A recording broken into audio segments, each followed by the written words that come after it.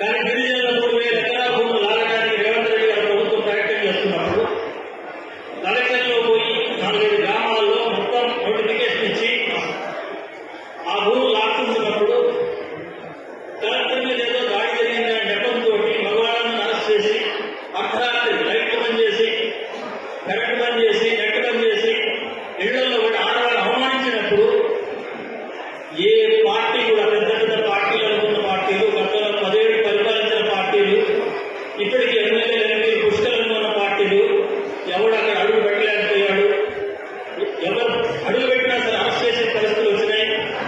ఈ పరిస్థితుల్లో ధైర్యంగా అక్కడ అడుగు పెట్టి అక్కడ డిమాండ్ సాధించిన party CPM party, Telangana party మిగతా వాళ్ళని అరెస్ట్ చేశారండి. నాకే ఫ్రెండ్ గారు మీ ఓట్ వేసిన మాట నిజం.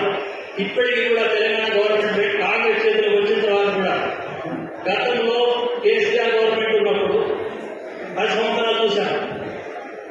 ఎక్కడ కేసీఆర్ పర్యటన చేసినా, ఎక్కడ కేటీఆర్ పర్యటన చేసినా, మంత్రులు పర్యటన చేసినా ముందు రోజు రాత్రి అరెస్ట్ అయ్యే నాయకులు ఎవరంటే సిపిఎం నాయకులు ప్రతి జిల్లాలో.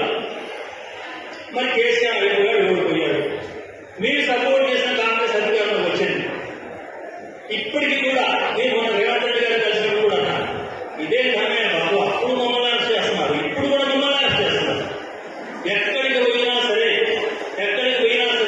రేవంత్ రెడ్డి ఎక్కడికి పోయినా సరే ముందు జైల్లో పంపించేది సిపిఎం పార్టీ జిల్లా కార్యదర్శిని, ఇక్కడ కార్యకర్తలు.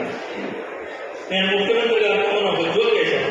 ఏమంటే మీరు అధికారులు వచ్చి కూడా రెడ్లను కూడా చూడదు మమ్మల్ని అరెస్ట్ చేస్తున్నారంటే మిమ్మల్ని కూడా మీ అక్రమాలు కూడా లెక్క చేయకుండా పోరాడగలిగే సత్తా మాకు ఉంది అని మీరు గుర్తిస్తున్నారు.